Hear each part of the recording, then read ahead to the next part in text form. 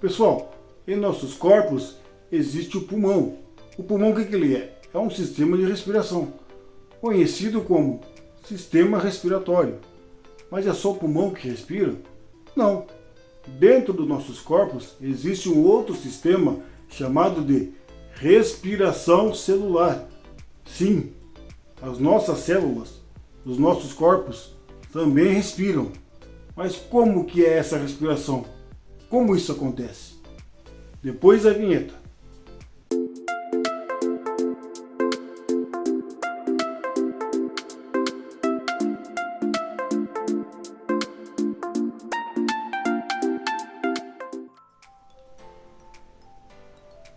Pessoal, o que vocês verão a seguir é uma aula minuciosamente detalhada sobre respiração celular. Por que eu digo isso? Porque eu desenhei molécula por molécula. Está fácil a interpretação. Vocês verão isso no gráfico, em desenho, ok? Pessoal, o que é respiração celular? A respiração celular ela consiste em 3 etapas. A primeira etapa é chamada de glicólise. A glicólise ela acontece no citoplasma da célula. A segunda etapa é chamada de ciclo de Krebs. O ciclo de Krebs ele acontece na parte mais interna da célula, chamada de mitocôndria. A terceira e a última etapa da respiração celular é chamada de cadeia respiratória, que também acontece na parte mais interna da célula, chamada de mitocôndria.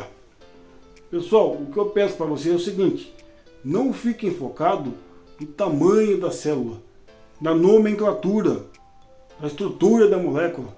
Não faça isso. Entendam o conceito original. Como começa, aonde termina, de onde vem, para onde vai. Entendam isso, que ficará mais fácil a compreensão. Um exemplo. Se eu como um pão, o que é um pão? Um pão é um carboidrato. O nome já diz. Carboidrato é porque tem carbono e tem hidrogênio. Quando a gente ingere esse alimento, ele desce, vai para o nosso estômago, é digerido, entra na corrente sanguínea e vira glicose. Glicose é um açúcar com 6 carbono. E esse açúcar, ele adentra na célula, dentro da célula, aonde acontece a primeira etapa da respiração celular, chamada glicólise. O que é glicólise? Glic é açúcar, lise é quebra. De que açúcar ela está falando que vai quebrar? A glicose. O que você comeu e ingeriu virou glicose no sangue. Entrou para dentro da célula. Agora essa glicose com 6 carbono vai ser triturada, vai ser esmiuçada pela glicólise. Com qual objetivo? Retirar todos os hidrogênios da glicose e levá-lo para a cadeia respiratória. Com qual finalidade? Produzir ATP. Pessoal, antes de iniciarmos a nossa aula, eu preparei aqui uma tabela periódica para a gente relembrar o básico do básico da química, antes de adentrarmos a nossa aula, ok? Então, olhe a tabela periódica.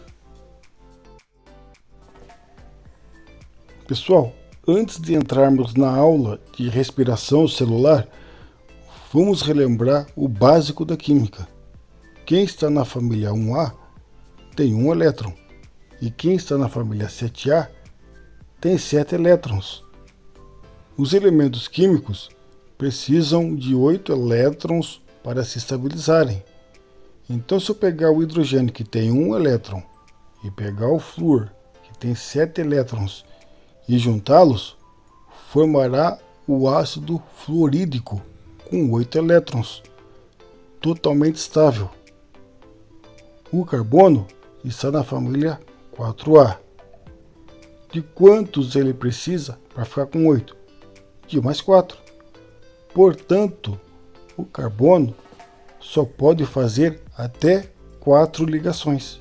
Fiquem com essa informação que a gente irá utilizá-la durante as reações da glicólise. Vamos ver um pouco agora sobre o FAD, conhecer um pouco do NAD e aprender um pouco sobre ATP. Logo a gente verá um pouco sobre a glicose e já entraremos na primeira reação da glicólise. Pessoal, o que significa FAD? FAD significa flavina, adenina, dinucleotídeo. Por que dinucleotídeo? Porque o FAD tem dois nucleotídeos, um chamado adenina e o outro chamado flavina. A adenina está ligada numa ribose, em 2 fosfatos, numa cadeia de carbono e na flavina. O que o FAD faz? Qual é a função do FAD na glicólise? O FAD é carregador de hidrogênio. Quando ele está sem hidrogênio, o nome dele é FAD. Quando ele captura um hidrogênio, ele vira FADH. Mas por onde o FAD captura hidrogênio? Sempre na posição 4 da piridina. Como assim na posição 4? Tá vendo esse nitrogênio aqui, ó? Ele está ligado nesse carbono. Então esse nitrogênio está na primeira posição. Vamos contar. 1, 2, 3, 4. Então a captura de hidrogênio acontece na posição 4 da piridina, no anel aromático. Perceba que esse nitrogênio está sem hidrogênio, porque ele é FAD. Quando ele captura o hidrogênio, ele vira FADH. Olha o hidrogênio aqui, ó. Agora o FADH, que está carregado, ele pega esse hidrogênio e leva até a cadeia respiratória para produzir ATP. Pessoal, o FAD ele não aparece na glicólise. O FAD vai aparecer lá no ciclo de Krebs. Vamos dar uma olhada, para vocês entenderem. Perceba como funciona. Eu vou dar um zoom para ficar mais fácil. O succinil-CoA, quando ele se converte em succinato, entra uma enzima chamada succinato desidrogenase. Desidrogenase porque essa enzima está removendo hidrogênio do succinato. Quando essa enzima remove o hidrogênio do succinato, entra o FAD. O FAD captura esse hidrogênio e se converte em FADH. Agora, o FADH com energia, ele pega esse hidrogênio e leva até a cadeia respiratória para produzir ATP. Mas por que FADH2? Porque o ciclo de Krebs acontece por 2 vezes. Mas por que o ciclo de Krebs acontece por 2 vezes? Vocês irão entender isso durante toda a reação da glicólise. Agora vamos conhecer um pouco do NAD. Pessoal, o que significa NAD? NAD é nicotinamida adenina dinucleotídeo, cuja fórmula é essa daqui, ó. A nicotinamida é essa parte. A adenina é essa outra parte aqui, ó. Dinucleotídeo é porque eles têm 2 núcleos, esse e esse de cima. Esse núcleo é ligado numa ribose, que é um açúcar, que é ligado em 2 fosfatos, que é ligado numa outra ribose em um outro núcleo. Esse é o NAD+, que está na forma oxidada, porque ele está sem hidrogênio. Quando o NAD captura um hidrogênio, ele passa a ficar na forma reduzida. O NAD, pessoal, o NAD quanto o FAD são carregadores de hidrogênio. Eles pegam o hidrogênio da célula e levam até a cadeia respiratória para produzir ATP. Isso aí você já sabe, né? Percebam que nesse anel piridínico, nesse anel aromático, existe uma estrutura de ressonância que está desestabilizando o nitrogênio. Está vendo o nitrogênio com essa carga positiva? Significa que ele está deficiente em elétrons.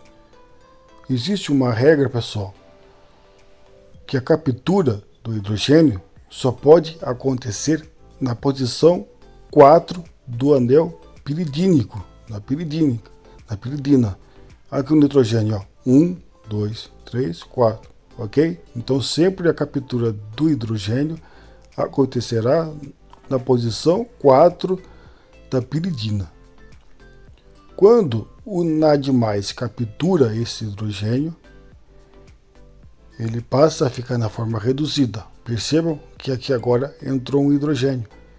Esse carbono, que estava instável, agora ele ficou com 4 ligações. E também estabilizou o anel aromático, que também estabilizou o nitrogênio, deixando ele com 2 elétrons. Agora, essa molécula está totalmente estável, totalmente energizada. Agora esse NADH pega esse hidrogênio e leva até a cadeia respiratória para produzir ATP. Pessoal, eu preparei um mecanismo de reação somente para o NAD. Porque se eu for preparar um mecanismo de reação para todas as reações da glicólise, eu ficaria aqui por mais de 2 horas explicando só o mecanismo de reação. Então eu fiz somente para o NAD. Por que eu fiz isso? Para vocês entenderem como é que o NAD captura o hidrogênio e como ele pega esse hidrogênio e entrega lá na cadeia respiratória. Para vocês entenderem como isso funciona. Compreenderam? Então vocês verão isso lá na 6ª reação da glicólise. Agora vamos aprender um pouco sobre ATP. O que seria ATP? ATP é adenosina trifosfato. 1, 2, 3, tá vendo? Eu tenho 3 fosfatos aqui, ó. Então eu tenho 3 fosfatos ligados numa ribose e num nucleotídeo. A fórmula do trifosfato é essa daqui, ó. E do difosfato é essa. Por que difosfato? Porque, pessoal, quando o nosso corpo precisa de energia, o ATP ele libera um fosfato, se tornando em adenosina difosfato. Só que rapidamente vira tri de novo. Vamos entender isso de uma maneira melhor. Eu preparei aqui, ó, para ficar mais fácil aqui, ó. Olha como que acontece. Bem dessa forma. Vou deixar aqui desse jeito para ficar melhor. Tá vendo aqui, ó? Isso acontece, pessoal, no nosso corpo todo dia, diariamente. Tá vendo? Ele forma ADP, depois forma ATP. A célula pede, eu preciso de um ATP. A célula libera. Quando o ATP libera um fosfato, ele se transforma em ADP. Só que rapidamente, ó, ele já transforma em ATP de novo.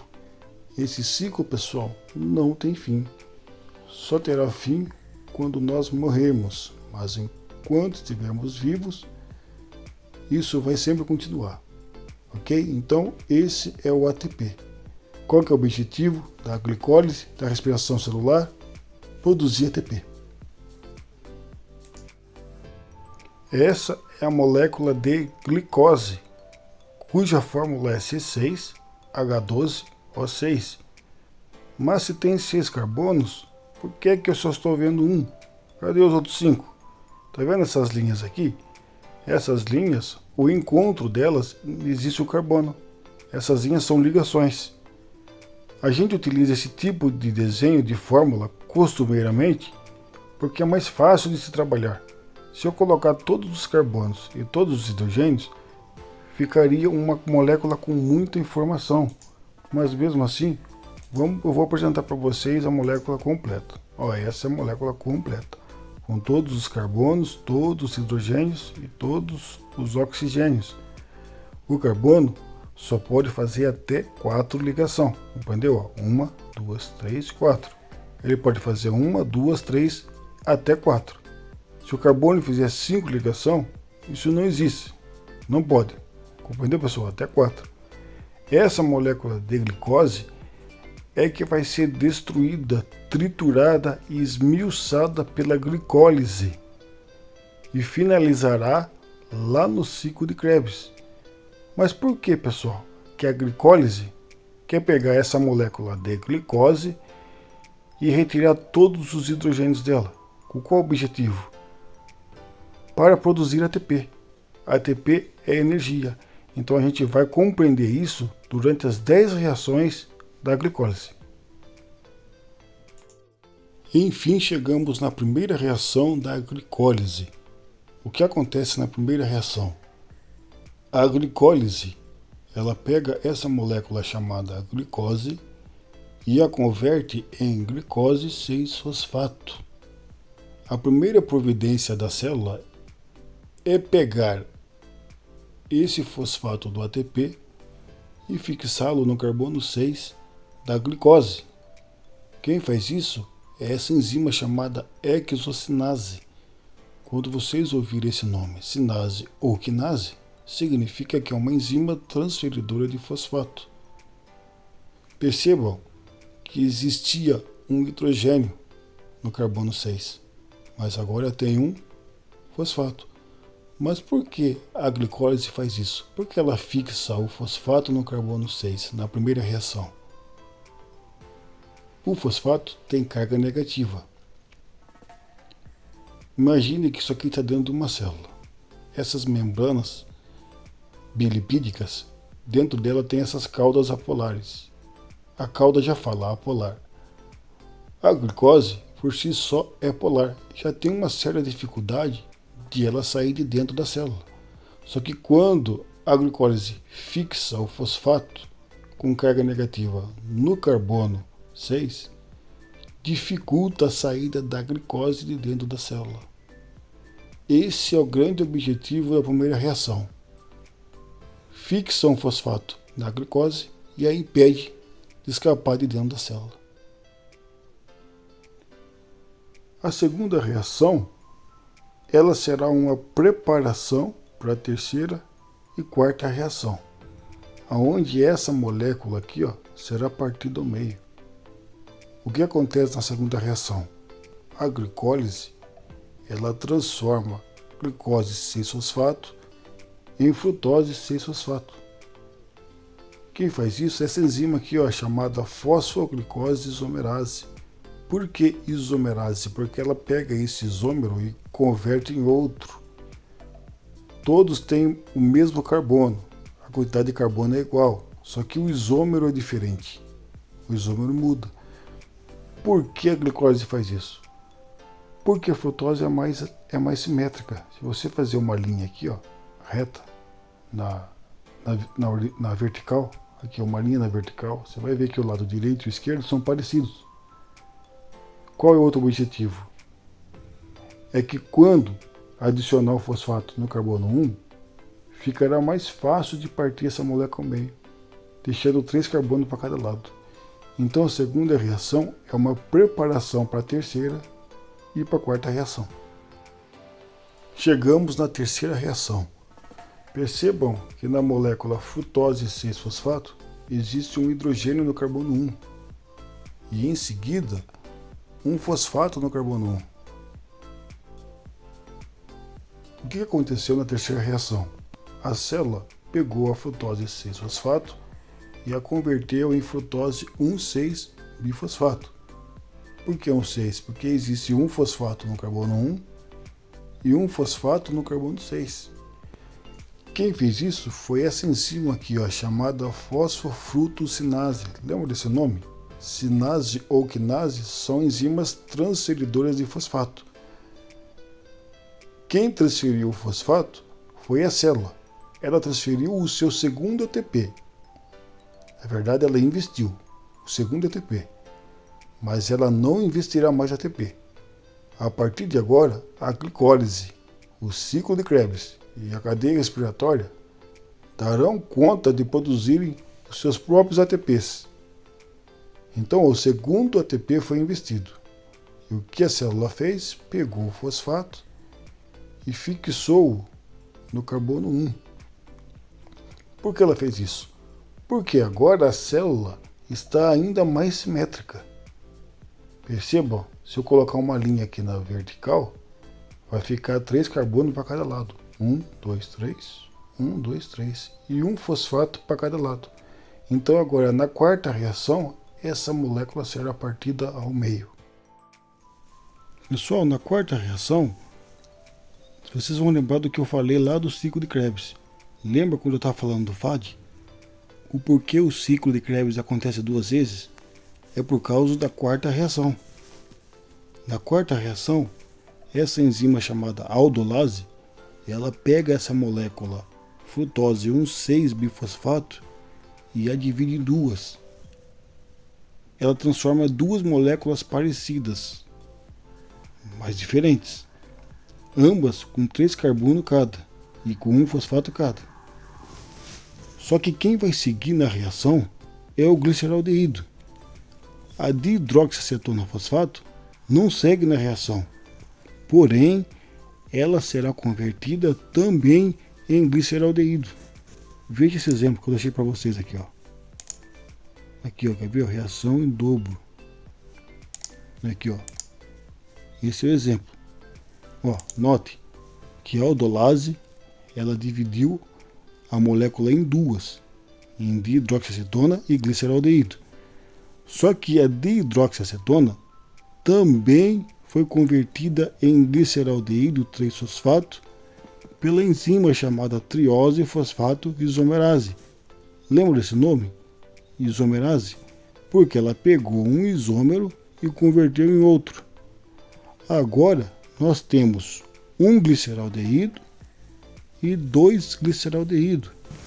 A partir de agora, tudo que for acontecer na reação, a partir da quinta reação em diante, estará acontecendo em dobro. Pessoal, repare na quinta reação.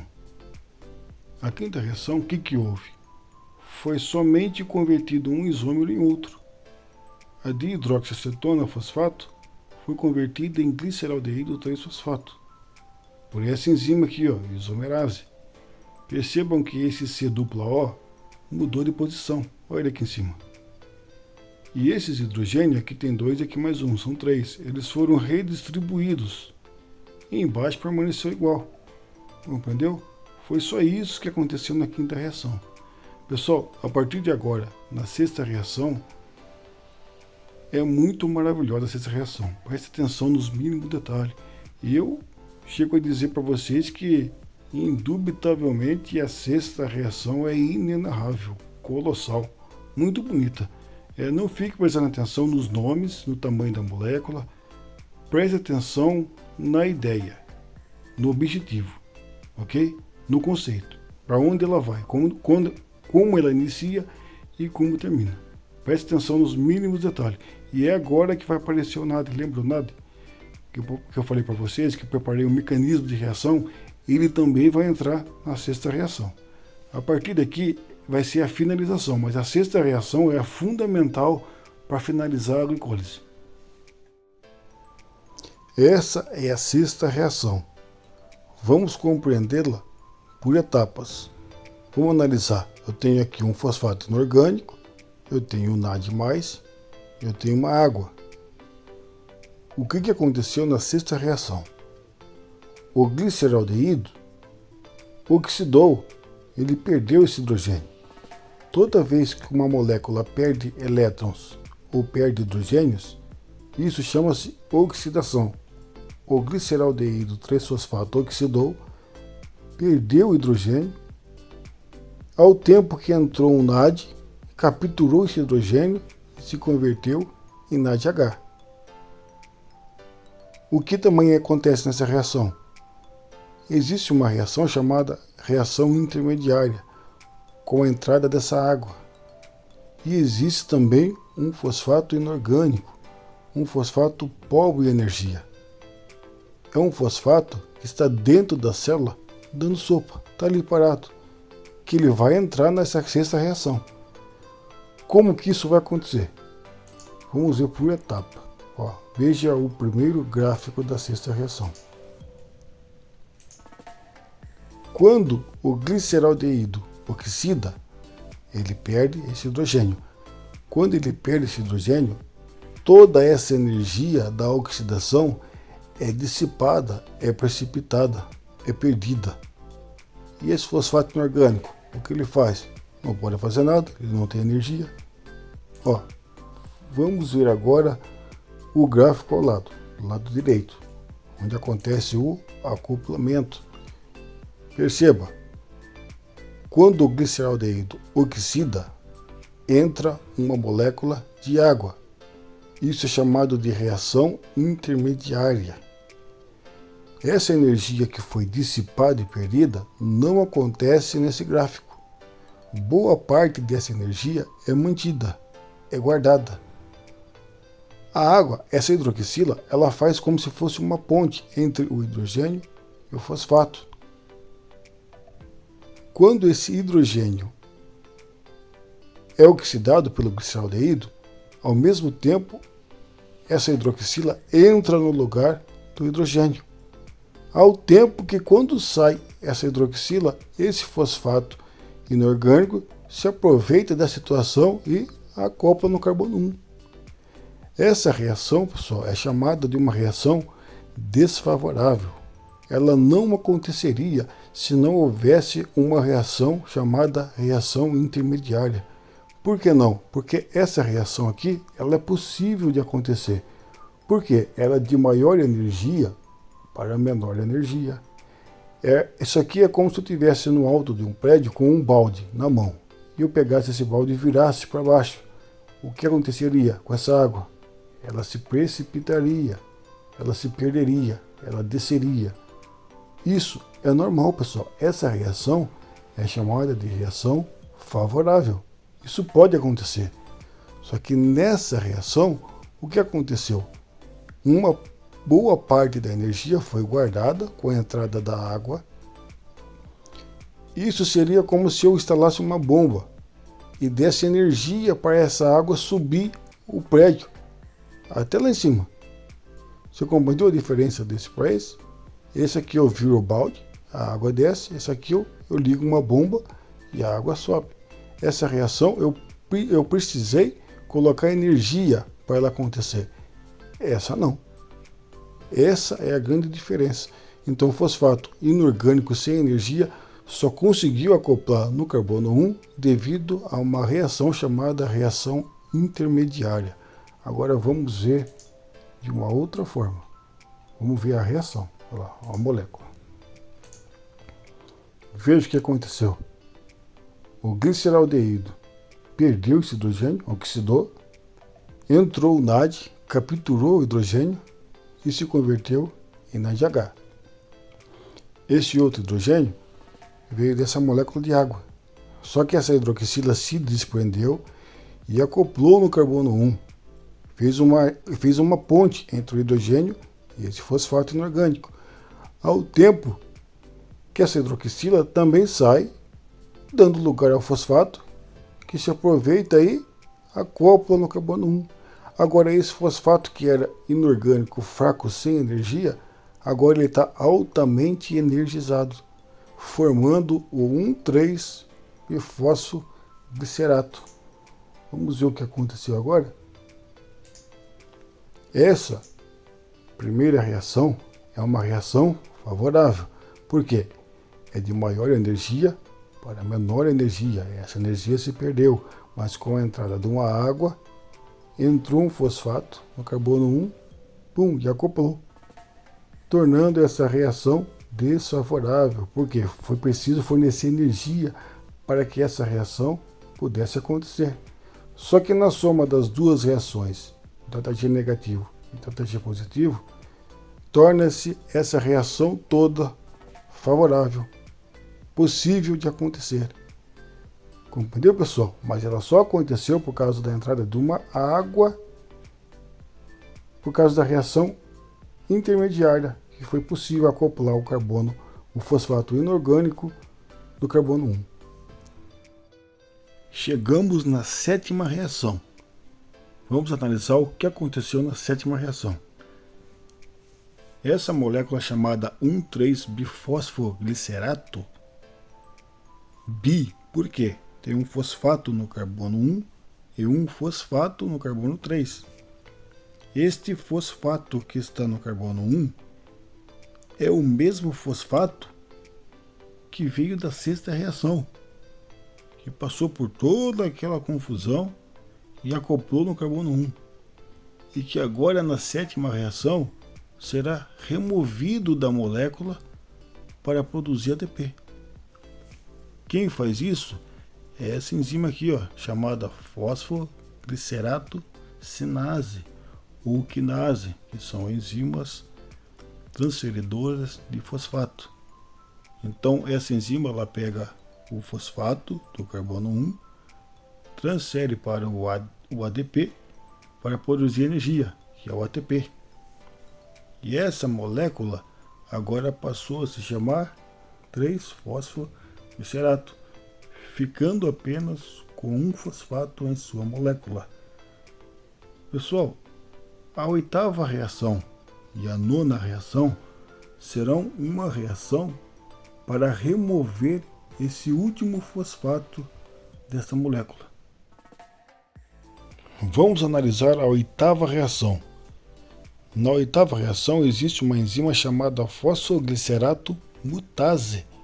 O nome mutase significa que essa enzima ela vai mudar o fosfato de posição com o hidrogênio, fazendo com que essa molécula chamada 3-fosfoglicerato passe a se chamar 2-fosfoglicerato, porque a enzima retirou o fosfato do carbono 3 e colocou no carbono 2. Mas por que essa enzima fez isso? Por que tirar o fosfato do carbono 3 e mandá-lo para o carbono 2? Porque o fosfato ele vai se aproximar do oxigênio. E tanto o fosfato como o oxigênio são negativos. Então essa enzima fosfoglicerato mutase, ela retira o fosfato do carbono 3 e o coloca no carbono 2 para tornar a saída do fosfato da molécula altamente favorável. E isso acontecerá na 9ª reação. O que acontece na 9ª reação? Na reação do número 9, a enzima enolase remove uma molécula de água. Mas por que ela faz isso? Para tornar ainda mais favorável a saída do fosfato da molécula. Porque como o fosfato já está próximo do oxigênio, que também é negativo, isso já facilita a saída do fosfato. Agora, removendo uma molécula de água, agora não tem mais por que o fosfato ficar preso dentro dessa molécula. Então, a enolase faz isso, ela remove essa molécula de água, fazendo com que o 2-fosfoglicerato se torne fosfoenolpiruvato. E agora esse fosfato, na 10ª reação, será produzido ATP. Enfim, chegamos na 10ª e última reação. O que acontece na última reação da glicólise? A enzima piruvato sinase porque transfere fosfato, ela pega o fosfato que está no carbono 2 e transfere para o ADP para produzir ATP, que é energia, fazendo com que a molécula fosfoenolpiruvato se converta em piruvato, sem mais nenhum fosfato. Essa, pessoal, foi a última reação da glicólise. Só que ela acaba aqui? Não. A glicólise sim, mas agora entra o ciclo de Krebs. O ciclo de Krebs, tá vendo? O piruvato se transforma em acetil-CoA e o acetil-CoA entra no ciclo de Krebs. Mas isso aqui, pessoal, é a próxima aula. Eu vou dar só algumas dicas e alguns lances de como funciona o ciclo de Krebs. Mas isso aqui fica para um próximo vídeo. Pessoal, percebam que a glicólise ela finaliza com ácido pirúvico, ou piruvato. O piruvato tem aquele carbono em cima. Ele perde aquele carbono e no lugar do carbono entra uma coenzima A. Esse acetil-CoA é que vai dar entrada no ciclo de Krebs. O ciclo de Krebs, pessoal, vai ficar para a próxima aula, para o próximo vídeo, ok? Se vocês tiverem um hábito de memorizar tudo por etapa, isso facilitará o entendimento de vocês. Não queiram aprender tudo de uma vez. Guardem as etapas. O ciclo de Krebs, ele é mais fácil, porque é um ciclo. Pessoal, quando a gente fala de ciclo, não quer dizer que é um peão da casa própria que fica girando. Ciclo porque ele é repetitivo, de contínuo, incessante. Ele se repete. Mas é fácil de entender, ok? Então, na próxima aula a gente vai conhecer o ciclo de Krebs. Pessoal, pensa comigo. Quando eu vejo uma reação dessa, os mínimos detalhes, perfeitamente acontecendo, cada um na sua função, cada um na sua etapa, uma reação indubitavelmente inenarrável, colossal, sem falhas, todos os dias no nosso corpo, nada falha, perfeitamente. O carregador de hidrogênio pega o hidrogênio e leva lá para a cadeia respiratória. O ciclo fazendo a sua função, a cadeia respiratória fazendo outro, a glicose fazendo uma função. Tudo perfeitamente em prol do nosso organismo. Pessoal, eu não posso acreditar que isso veio do acaso, que veio de um caos, ou de um Big Bang. Eu não creio nisso. Eu tenho certeza que tem uma mente inteligente por trás disso, um criador. Eu acredito no design inteligente. Uma mente brilhante elaborou toda essa reação linda de se ver. Vocês perceberam como que a reação é linda. Pessoal, quando eu vejo tudo isso, analiso tudo isso, observo detalhadamente o nosso corpo, como ele funciona, e mesmo assim eu não dou glória ao Criador, eu sou o homem mais incoerente da Terra.